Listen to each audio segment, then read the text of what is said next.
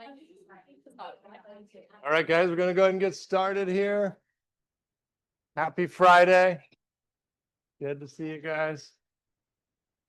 Okay, well, I just wanted to update you on a couple things for next week and for tonight. The two things that the quiz is over for tonight is this stuff we're talking about today, and then this other packet called Muscles Not Covered Elsewhere. Did you guys discover that one in the packet yet? So instead of making that due tonight, since we're just doing this stuff today, and then the other one you just have to study and learn it to take the quiz. I just moved the quiz to being due Sunday night. Okay, so have some more time for that. Okay, so that so those are all, we did pretty much like the hip and thigh muscles, and then we did the shoulder and arm muscles, but with the upper arm muscles, the muscles not covered elsewhere is like the abdominal muscles, some forearm muscles, and I think maybe the lower leg ones as well. So all of those, you can study those like while you're taking the quiz, that's fine, but you'll be held responsible for those just like you are the rest of them, but we're not actually having a class on them. Okay, so that's why the quiz is over that one and the stuff we're doing today. Okay, but I moved that to Sunday night. Yeah. How about like the final, the exam for this chapter will include like Yeah, it includes that one. Yep. Yeah, so it'll include the groups of muscles for the next exam are the shoulder ones we learned on the TBL day, and then this other one here, the muscles not covered elsewhere.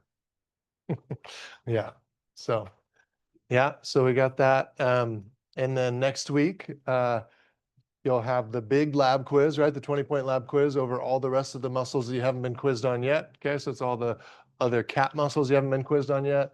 And then the upper extremity human muscles, as well as the core, like the abdominal muscles, and there's a couple neck muscles you have to learn. Okay, so all of that is the 20-point lab quiz for next week. Okay, and then we've got exam 4 on Friday. Okay, so lots of stuff coming up. And then the week after that will be the practical. Okay, and the practical is pretty much for everybody on the Tuesday. Okay, if you have accommodations and you're interested in taking it separately and you haven't responded to Dr. Fleetster's email about that yet, please do. Okay, because there's a couple of you that have, a couple of you that haven't. If you don't respond, then you'll just take it with your regular time. But if you're unsure about that, just come talk to me after class and we can make sure you got it figured out. Okay. So, oh yeah, one thing about that week, the week of the practical, we don't actually have class on the Monday before the practical. So it's just like extra time to get ready to study for the practical. Okay. What is that sound?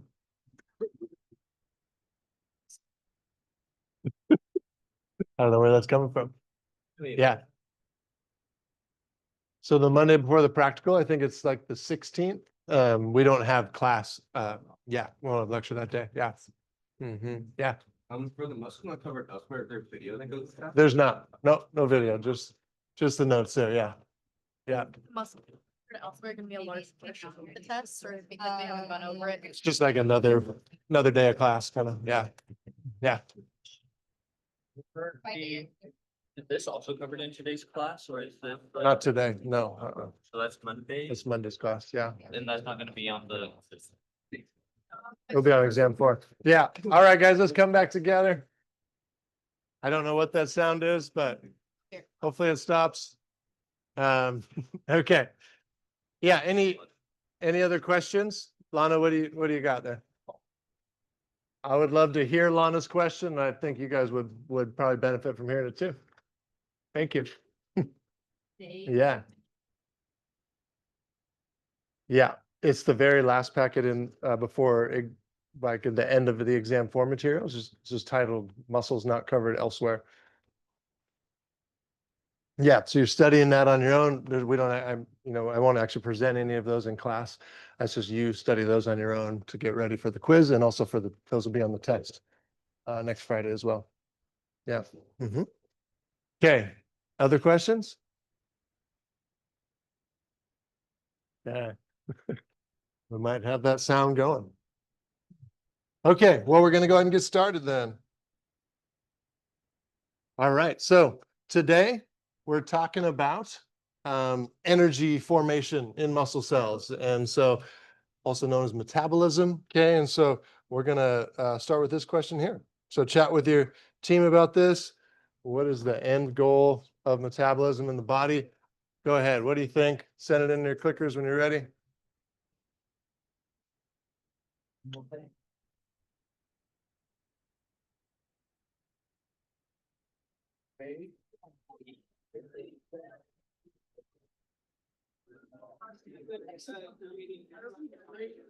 Section, like in between the section on Monday?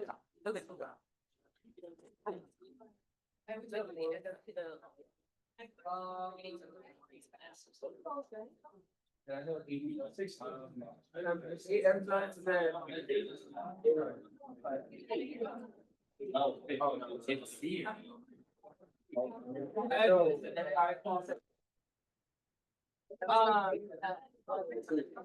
All right. Go ahead and send that in if you haven't yet.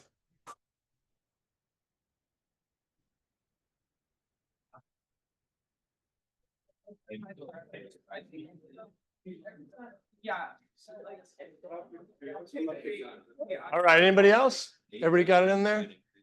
It's like about 43. Okay. So about 3/4 of you are saying C, and that's right. So turn ADP into ATP. So ADP, adenosine diphosphate, means there's 2 phosphate groups on it, into ATP, adenosine triphosphate, 3 phosphate groups. Remember when we talked about these nucleic acids? One of them was ATP. This is the chemical form of energy in our body. In most of life is powered by this, not just in humans, but in all living things. Most living things have some way of making ATP, and ATP is what drives all chemical reactions in the body. Okay, and so that includes muscle contraction, but many other things as well. So that's really what we'll talk about today, is how the cells do that. So there's 3 primary ways that muscle cells do that. The first way is called the creatine phosphate system. Okay, so the creatine phosphate system is kind of being shown up here. Okay, so it's happening in the cytoplasm of muscle cells. This is the fastest way that the muscle cells can make energy. Okay, it doesn't break down any kind of food-based substrate, right? So we're not using carbohydrates or fats or proteins for this. And it just makes 1 ATP at a time. If we were to do like an all-out sprint, this would just last about 10 to 15 seconds, and then we would deplete it, and we wouldn't be using this anymore after that. Yeah, Ethan? It absolutely is why, yeah, for sure. Yep. So we're taking this stuff right here, the creatine, and so really it's the CP is creatine phosphate, right? And so it just kind of holds on to that phosphate for us. We'll see the equation in a sec, but we can use that creatine phosphate to put the last phosphate on ADP and just replenish that ATP supply super rapidly. So yeah. So that the creatine phosphate system, is it something that regenerates? Or Yeah, it does. It regenerates in the same amount of time that is recommended to have your rest time between sets of lifting, right? So how long are you supposed to rest between sets? 2 to 3 minutes, right? Yeah, that's how long it takes for the creatine phosphate system to replenish. Yeah, it's a great connection. Yeah, good. Yeah, so that's our fastest one, okay? And then we've got what's called the anaerobic pathway. So the anaerobic pathway is what's also known as the glycolytic system. Okay, so this is our second fastest one. We can use glucose or glycogen for it, but most of the time this uses glycogen. So this is a stored version of carbohydrates. Okay, and we make about 2 ATP per glucose molecule. This one, if we were to do an all-out sprint, will last us about 1 to 2 minutes before it stops. Okay, and then finally we have our aerobic pathway, or the oxidative system. Okay, and this is what's happening in mitochondria. This is what makes the vast majority of all of our energy in the body. 99% of our ATP is made through this. It's much more efficient, but it's a lot slower. It takes a lot longer to use this one, but we get way more ATP out of a glucose, right? So instead of 2 ATP out of a glucose, we get 32 ATP out of a glucose.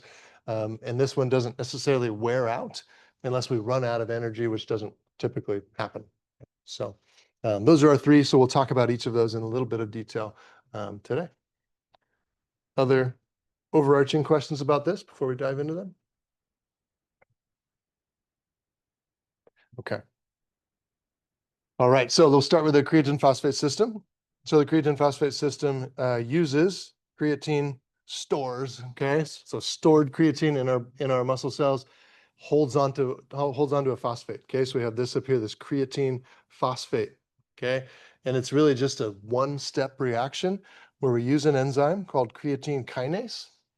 Creatine kinase is going to pull the phosphate off of creatine phosphate, add it to ADP, and give us ATP. Okay, so creatine kinase is the key enzyme. So with each of these, I'll mention a couple enzymes that are kind of the key players in this. And so creatine kinase is the key to this one. Okay, so the types of activities that would really exemplify the use of the creatine phosphate system would be like single muscle movements, like a punch or a swing or a jump, or a very short sprint, like a 5 to 10 second sprint, something like that. These would really kind of use the creatine phosphate system to its kind of full potential. Okay. Questions on that? Yeah, Chris? The examples are like short. Yeah, so like single muscle movements. So that could be like a jump, punch, right? Just swinging of a bat, swinging, doing some kind of just single movement, a lift, lifting weights for sure. But then also like short sprints, like a 5 to 10 second sprint would really use this system a lot as well. Okay, yeah, go ahead. Depends on what type of interval you're talking about. A lot of intervals can be, like a 1 minute sprint and then 1 minute off, or it can be like a 3 or 4 minute sprint and then a minute off. So more shorter than that typically. So this might be something called like actually like sprint interval training instead of like high intensity interval training, but sprint interval training where it's just super quick, like a 10 to 15 second sprint. That's where it would use this. If we get much beyond that, then we're really going to be pushing into the next system's usage a lot, the glycolytic system. So, yeah. Yeah, Ethan?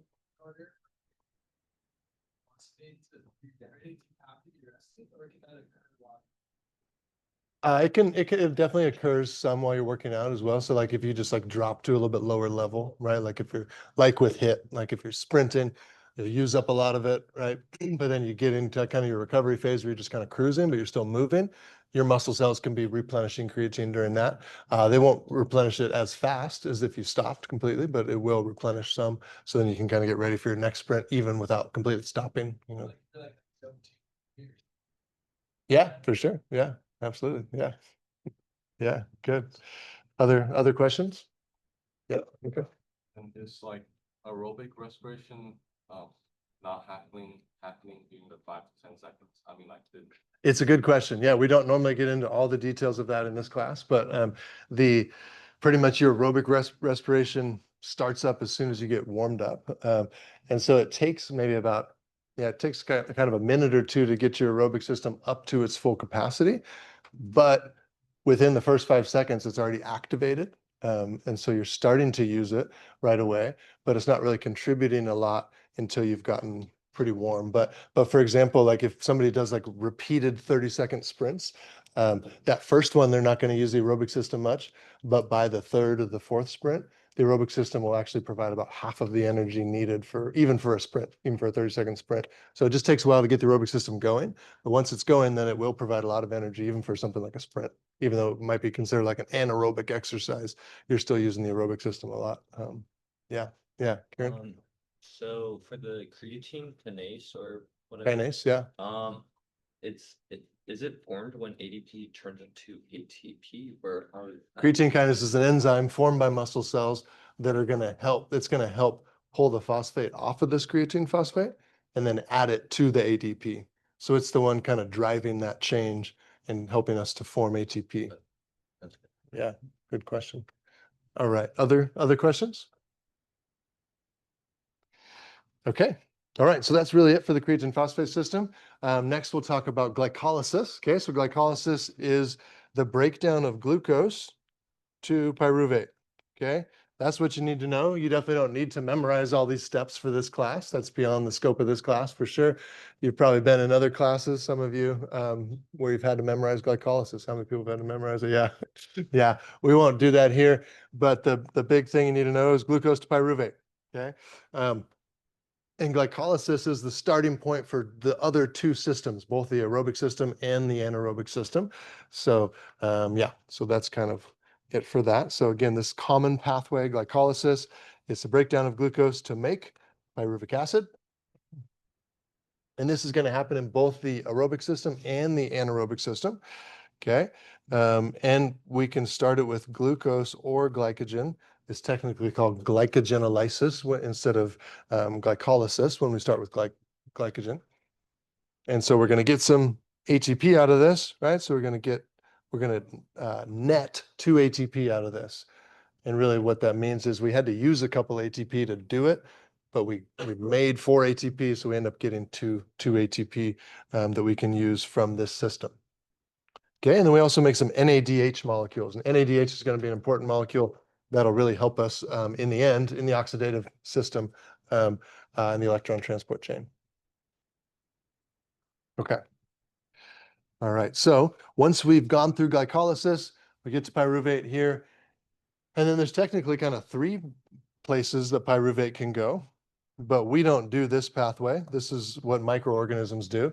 This is what yeast and different bacteria can do this.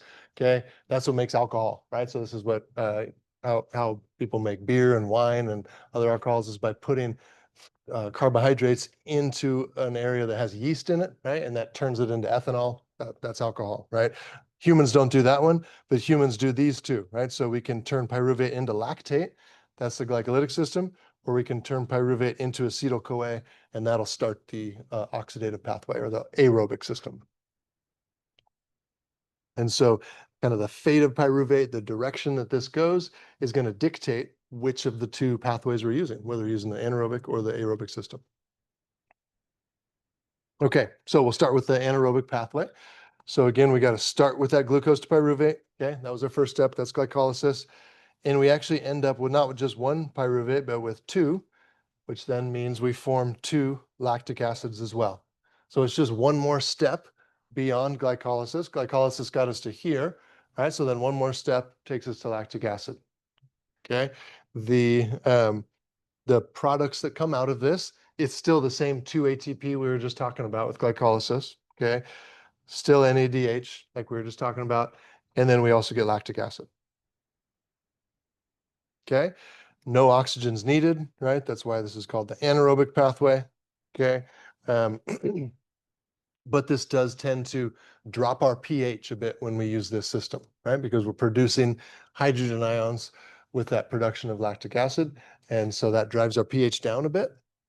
Okay, and that's actually what stops this system from continuing, is the drop of pH. Right, so when we start dropping our pH, this makes the enzymes in our the enzymes that run glycolysis, makes them stop working as well. Right, slows them down because it changes the properties of those amino acids, makes the enzymes not function as well. So instead of the creatine phosphate system stopped because we ran out of it, right? With the glycolytic system or the anaerobic system, it doesn't stop because we run out of glycogen. It stops because the hydrogen ions produced inhibit the system from working. So it's like a negative feedback system. The more we use it, the more it inhibits us from using it. Yeah. Also the burn. Yeah, that's part of it as well. That drop in pH makes your muscle burn during exercise right then, for sure. Yep. Yeah. So, yeah, so a little bit more about that. So this is happening out in the cytosol of the cell. So this doesn't happen in the mitochondria. Okay. So when that lactic acid's produced, it's going to immediately release its hydrogen ion. Okay, so we're immediately adding hydrogen ions to the solution. Okay, and then we're left with lactate without the hydrogen ion, and this is actually a really valuable fuel. So this isn't like a byproduct that we've just got to get rid of. The cells can actually turn this right back into pyruvate or into glucose. And so if that lactate makes its way to the liver has something which is called the Cori cycle. The Cori cycle converts lactate back into glucose. So that's one option for what do we do with this lactate, okay? But even more commonly than that, right there in the same muscle cell it was produced or in an adjacent muscle cell, we can just shuttle that lactate over to another muscle cell or heart cell or in the kidneys, and we can just turn it right back into pyruvate again. If we turn it into pyruvate, then it can go and get turned into acetyl-CoA, and we can use the oxidative system. Okay, but as I was saying before, this release of hydrogen ions can decrease our pH, and this does cause the burning that we feel during exercise, but it has nothing to do with the soreness we might feel 2 days after exercise or even a day after exercise. Lactate is gone back to normal levels within 30 minutes tops, probably maybe 2 hours, but for the most part, it gets back to normal pretty quickly. So how many people were taught that lactate is what causes your soreness like 2 days after? Yeah, it's a super common myth. It's still out there, right? Nothing to do with it, right? The soreness, the delayed onset muscle soreness you get like 2 days after you work out is related to inflammation, right? Because you cause little micro tears in your muscle, and then your immune system comes in and tries to clean that up. And then your immune system releases chemicals that makes you sore, makes you stiff. And so it's the inflammation that causes that soreness, nothing to do with lactate. Okay. Yeah, so Cori cycle just turns lactate back into glucose. Yeah. Yeah. Matthew? How do you spell it? Just CORI. Yeah, sorry. You're like, how does that, how's that a C? Yeah, sorry. Thank you for asking that. Yeah. Okay, questions on that? Yeah, Does lactate have anything to do with lactose? with lactose.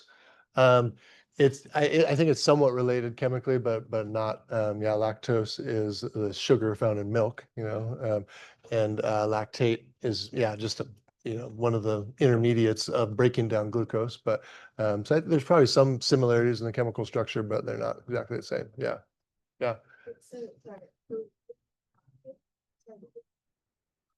Say that again. Yeah, so pyruvate or pyruvic acid, either one. I was just using those terms interchangeably. That is this, right? Same thing as pyruvate. Okay, so we can take that lactate, turn it back into pyruvate. And then if we go to this one here, right? So we turn the lactate into pyruvate, or sorry, turn the pyruvate into lactate. Those other cells can just do that equation the opposite way, turn it back into pyruvate, and then we can go through the aerobic system to use it instead. So it's like very close to being a very valuable fuel. For a long time, it was thought it was just like a byproduct that we need to get rid of, but it's too close to being pyruvate, which is a really valuable fuel for our cells. So we're going to turn it back into pyruvate most of the time, so we can then use it through the oxidative pathway instead. Yeah, Lola? Yeah, dropping pH can cause nausea for sure. Yep. What events do you do again? Hurdles. Yeah. Oh, okay. Do heavy reps. Yeah. So real common for like middle distance runners to throw up afterwards, like right, like 400, 800 runners. That's because that's about the time it takes to fully produce all the lactate you can, and to really burn out your system is like 2 to 3 minutes, right? So like, I don't know what's the typical 400 time or 800 time? Yeah, 400, like 58. 58, yeah. And then an 800, like 2 minutes or something, or yeah. Yeah, so those are perfect times to really like max out the use of of this pathway, which produces the maximum amount of lactate, which drops your pH really low, which can definitely make you nauseous. Sure. Yeah. Good questions. Other questions? Okay. All right. So where were we? Right here? Yeah. Okay. All right. Let's go ahead and answer this question on the clickers here. Go ahead, chat with your team about this one. Send in your answer.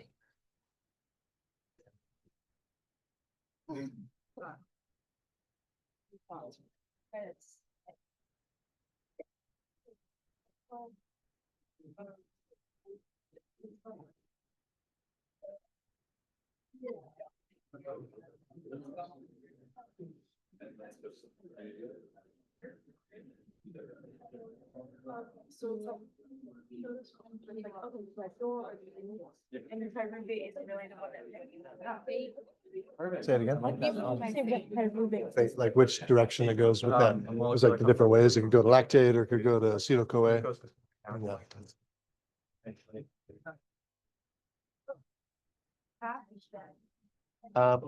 It was a student honors project. We're doing like diabetes screening for staff and faculty. So yeah, we're poking people's fingers, getting their blood glucose. Yeah. Is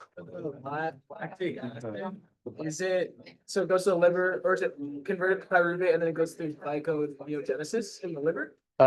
It would go through, yeah, a form of gluconeogenesis, yeah, to turn it back into So then glucose, yeah. they didn't think that happened for a long time? Yeah, that was somewhat newly discovered, but actually about 3/4 of it goes the other route, just within an adjacent Just muscle straight to- cell to turn it back to pyruvate. Yes, that's where most of That it makes goes. sense. Yeah, it's like it would be a big waste if we just let it go, like, 'cause it's so close. Yeah.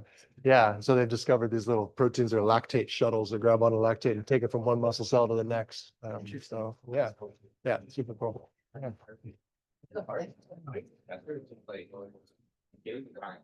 All right, go ahead and send that in if you haven't yet. All right, I think about 5 more of you need to send it.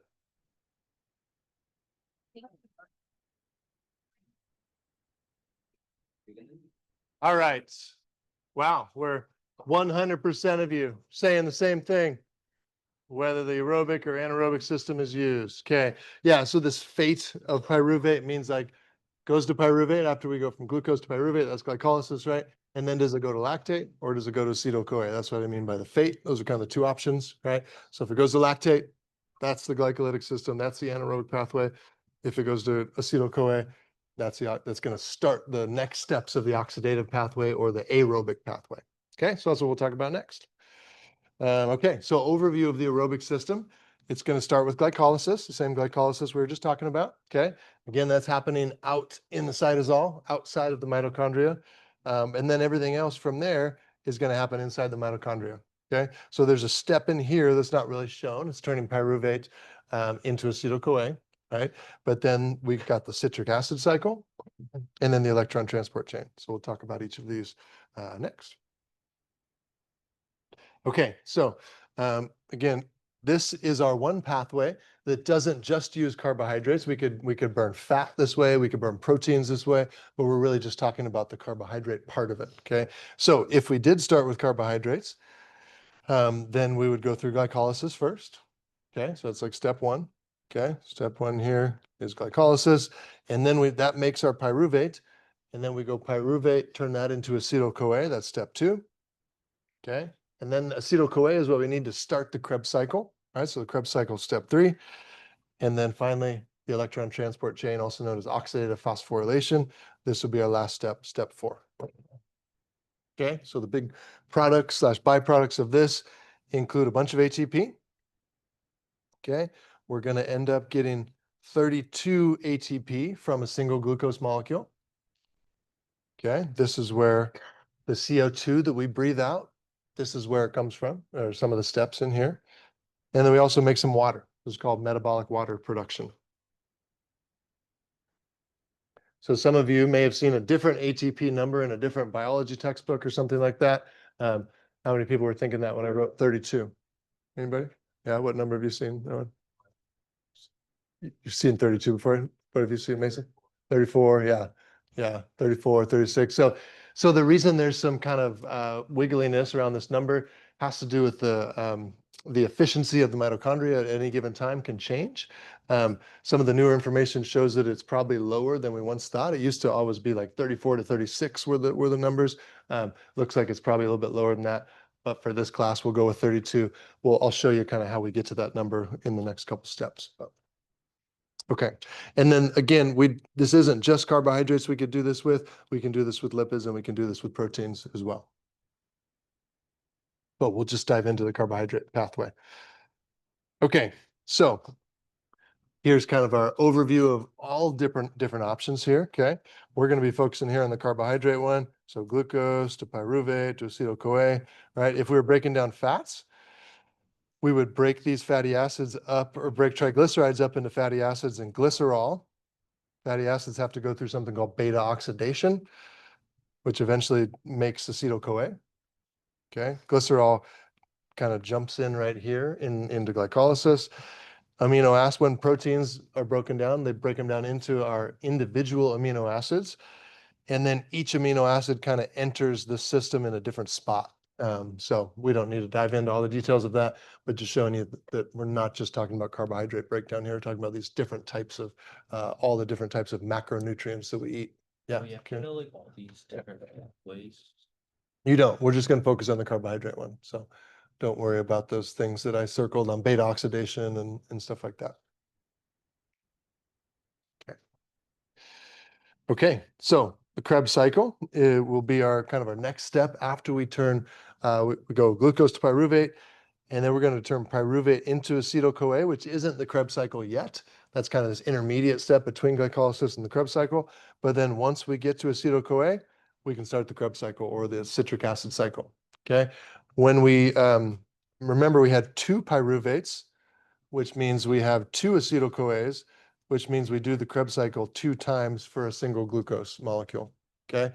Again, you don't have to memorize this for this class. Okay. I'll show you what you need to know, but you don't need to memorize all those steps. Okay. Here's what you need to know about the Krebs cycle. Okay. Again, it starts with acetyl-CoA. We've got to start with that. Again, we have 2 acetyl-CoAs, so that means we got 2 turns of the Krebs cycle. Okay. The primary products that we're interested in from the Krebs cycle include NADH, and that's going to be the one that is going to be very helpful in a sec, because we're going to use it to carry electrons into the electron transport chain. Same thing with FADH2. And then we get some ATP formed right here as well. Okay, so these NADH and FADH2 molecules, these are known as electron carriers, but really kind of in the form of hydrogen. Okay, so it's carrying these electron-rich hydrogens to the electron transport chain. All right, and so these things are derived from vitamins. So NAD is derived from vitamin B3. Okay, and FAD is derived from B2, so niacin or riboflavin. These are very important vitamins for us because they drive our metabolism. Questions on that? Yeah, Ethan? Yeah, I don't think these are, maybe one of our dietetic students knows if these are vitamins that we can make or not. Do you guys know? Lana's not even looking up because I love this. You guys remember, are these one of our essential vitamins that we can't make? Or I think our body can make these. Yeah, pretty sure. But I don't think we have to eat these, but yeah, I'll double check, make sure. Yeah. Okay, good question. All right, so that's the Krebs cycle. Okay. Now our last step in the pathway is the electron transport chain. And so a couple of the key kind of conceptual pieces to this is number one, we're using this type of transport we've talked about before, secondary active transport, to create a gradient for hydrogen ions. Okay, so we're using secondary active transport. I'll explain what that means in a sec. To create a gradient for hydrogen ions, and then we're going to utilize this hydrogen ion gradient to make our ATP. Okay, and then oxygen is very important here, right? Oxygen is the final electron acceptor. Okay, and then finally, 28 of our 32 ATP are made right here. Okay, I'm not surprised if you don't necessarily know what I mean by those first 2 things yet, but we'll come back to that in a sec. Just kind of hold on to those 2 ideas that we're using secondary active transport to make this hydrogen ion gradient, and then we're using this gradient to make ATP. Those are 2 key things, but we'll come back to that in a sec. Let's go ahead and watch this little video that kind of explains how this works. Okay.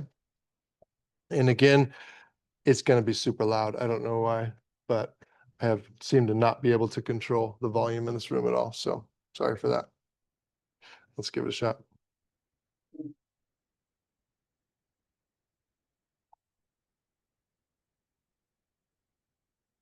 Our body is made up of trillions of cells. They all require energy to function. This energy is created within our cells, in the mitochondria. Here, food is converted into chemical energy called ATP. ATP is released by the mitochondria so cells can use it. Mitochondria consist of two membranes, an outer membrane separating it from the cytosol, and an inner membrane surrounding the so-called matrix. The area between these membranes is called the intermembrane space. ATP is generated at the inner membrane of mitochondria by an efficient mechanism called oxidative phosphorylation, involving several membrane protein complexes. Nutrients provide high-energy electrons in the form of NADH, which are used by the protein complexes to pump protons from the matrix to the intermembrane space. This continuous pumping creates a proton gradient, where the positively charged protons are attracted to the more negative matrix. When the protons re-enter the matrix through the ATP synthase protein complex, they catalyze the production of ATP.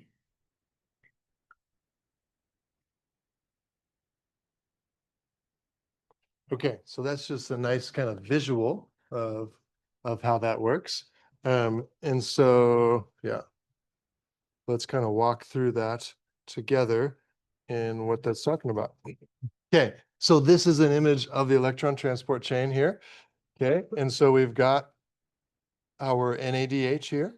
We've got our FADH here, right? So we made some of that NADH in glycolysis, right? We made a little bit more of that NADH when we turned pyruvate into acetyl-CoA.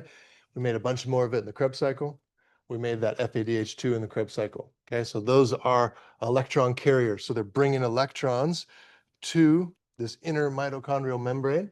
Okay, and the electrons are getting passed from one protein to the next. And oxidative phosphorylation, okay, oxidation and reduction reactions. Okay, and the whole deal is there is a gradient to pull these electrons this direction. Okay, it's more positively charged down here, more negatively charged over here. So the electrons want to go this way, right? So there's energy in that gradient that they're trying to go that way. And so we can harness this energy to then pump these hydrogen ions across the membrane. Okay, so that's the secondary active transport part is. Remember with secondary active transport, where one of the things is moving against its gradient, right? It's going from low to high, or sorry, yes, from low to high. So we're taking it down here. There's not much hydrogen down here. There's already a bunch up here, but we're pumping more in that direction. So we need energy to do that. Active transport can be primary, which would use ATP. That wouldn't make sense in this because the whole point of this is to make ATP.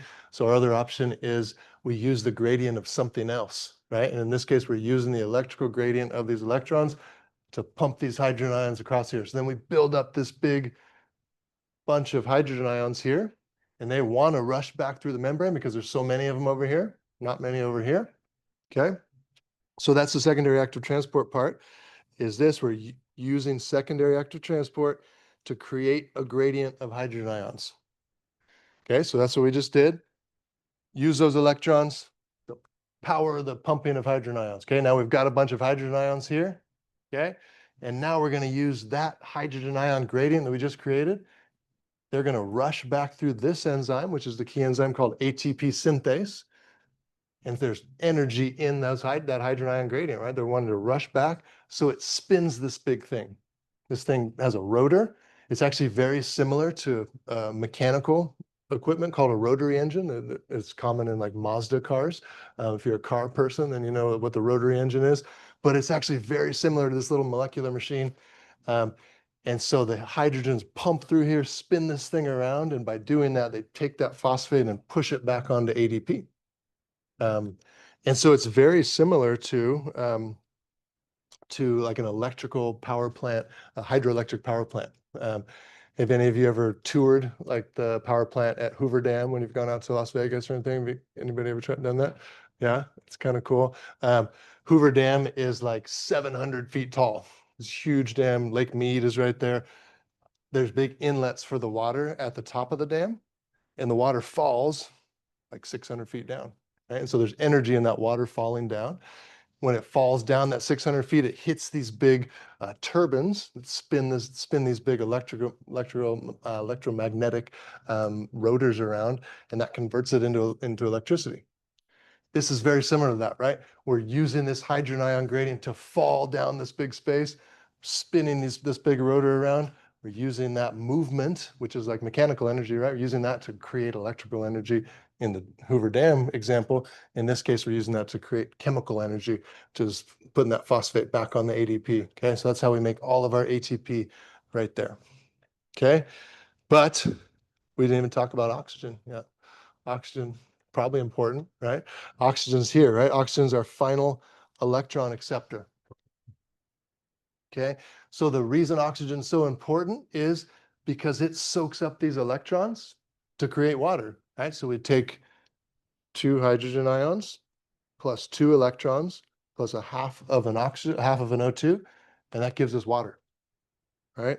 So if we didn't do that, if we don't have oxygen available to do that, electrons start building up down here, right? What would that do to our gradient? It goes away, right? If this becomes negatively charged down here, we no longer have a gradient to pull these electrons down. So then we can't pump our hydrogen ions. We can't power ATP synthase. We stop making energy, right? Within just a couple minutes of not breathing, we're toast, right? And so the oxygen is the key thing to grab onto those electrons, not let them build up, so we can maintain that gradient of electricity that allows the electrons to flow down this direction. Okay. Questions on that? Okay, so let's take a sec and you guys can kind of go back in the notes. Let's just put how many ATP we produced in each part of this, how many in glycolysis, how many in the Krebs cycle, how many electron transport chain, put your total in, and you can send in that number on your clickers. Chat with your team about that.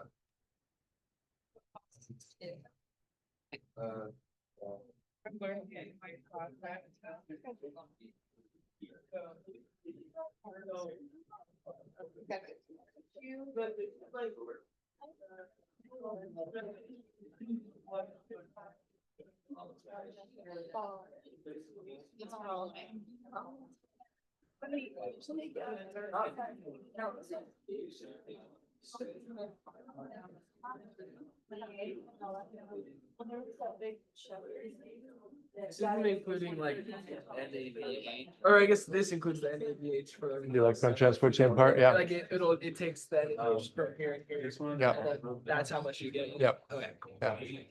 There's like ratios, maybe you've seen those in your other class, like 2.5 ATP per NADH and 1.5 ATP per NADH. Oh, okay. That's the number that changes to. Yeah, and that's why there's like the 32 and the 36, is those little ratios change depending on the efficiency of the mitochondria. So, yeah.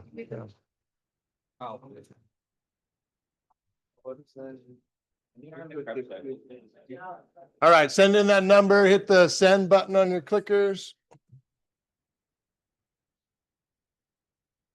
Could you mic for me? Watching out for you.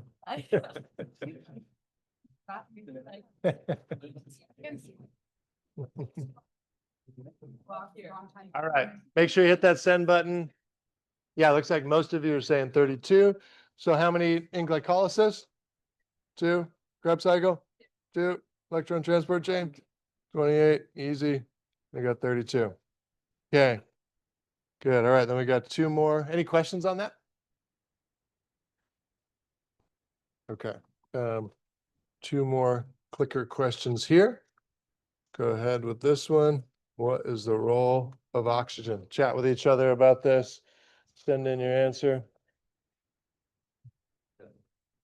I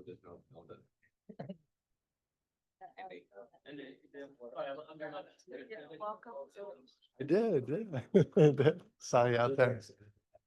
I was like, all good, saying hi to you guys. Same with like welcome week too. So same thing. No,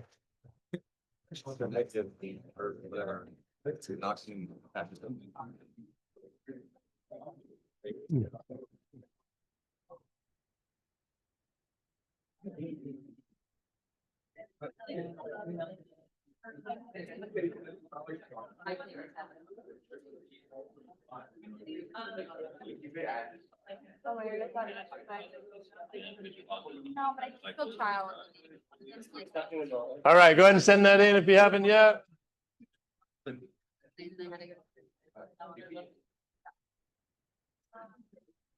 And with your team, most of you are saying C is the right answer, but with your team, explain why. Why does this have to happen? Why do we have to accept electrons at the end?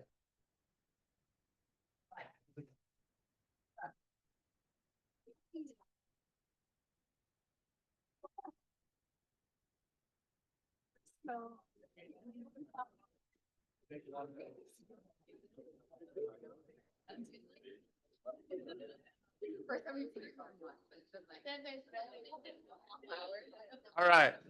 Why? So who wants to tell me why? Why do we have to do this? Why is it so important that we're accepting those electrons? Who wants to tell me? Chris, what do you think? Perfect. Yeah, maintaining that gradient, right? So keeping it kind of positive on the far right side of our diagram, negative on the other side. So those electrons want to keep going that direction because that powers the movement of those hydrogen ions, right? We have to have that gradient so we can power the movement of that hydrogen ions. And then we use the gradient of the hydrogen ions to then rush back through ATP synthase to make ATP. So perfect. Great. Okay, questions on that? Okay, one more clicker question here. What's the order of things?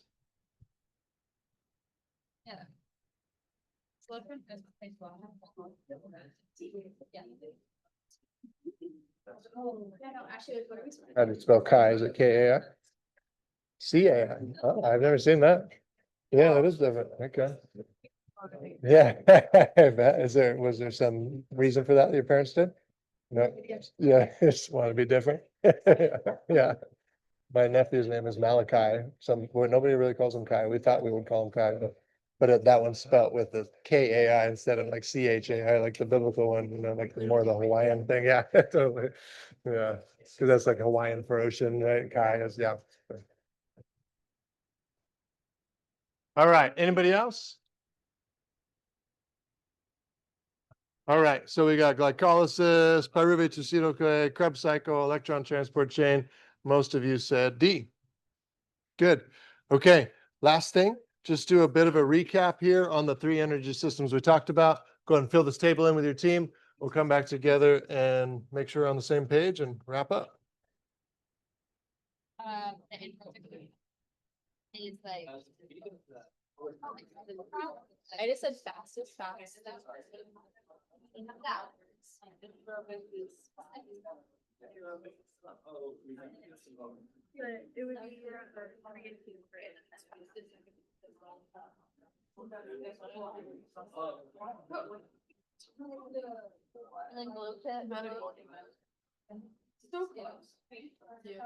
Sorry, what's the substrate? Substrate would be like, what's needed to make it happen? Like, what do we put into the system, kind of? Yeah, pretty much. Yes, good way to say it. Yeah. What determines the rate? Like, I know like you go, but like, what's the determining factor? Yeah, that's true. We talk about that. It's pretty complicated that the textbook answer is the presence of oxygen or not. That's not really the only answer, but To know that. no, I don't think. Okay. No, yeah.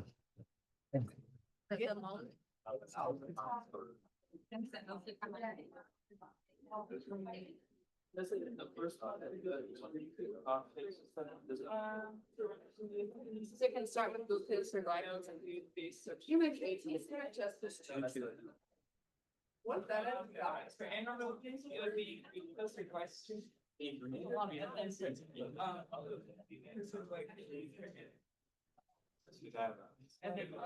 For the endurance, creatines 10 to 15 seconds. Number of beats, and then anaerobic is 1 to 2 minutes.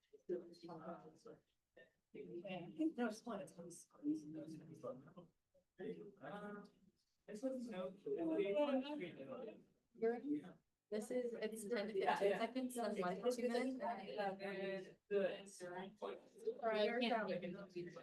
It's okay. I feel like this, my art should. I feel like if you need me, it'll be. I have work and then I have to leave. All right, guys, let's go ahead and come back together. Make sure we're on the same page here. So let's start with the speed column there. Creatine phosphate, what'd you put? fastest, okay. Then we got mid and slowest, okay. So what substrates do we need to make the creatine phosphate system happen? Creatine and phosphate, yeah, that's pretty much it, right? So creatine, phosphate, all of them need the broken down ATP, which would be ADP, right? But creatine phosphate would be the main one there. Okay, with the anaerobic pathway, what do we use what do we break down in the anaerobic pathway? Yeah, either glucose or glycogen. And a lot of times this system is called the glycolytic pathway. So this one tends to use stored glycogen more so than glucose. And then the aerobic pathway, what are our options for substrate here? Yeah, so it could be glucose, could be glycogen, could be lipids, could be proteins. Okay, number of ATP with the creatine phosphate system. Yeah, it's just one at a time. Anaerobic pathway, 2, aerobic, 32. Okay, and then the endurance here, this one's about 10 to 15 seconds. All right, this one's about 1 to 2 minutes. This one is kind of, yeah, no limits really. It just kind of keeps going, right? This is one we're using pretty much all the time, unless we run out of substrate, which most likely not going to happen. Okay. That's it, guys. We don't need to like. Yeah, they all need ADP. Yeah, yeah, yeah. All right, guys, have a great weekend. We'll see you next week. Yeah, bye, brother.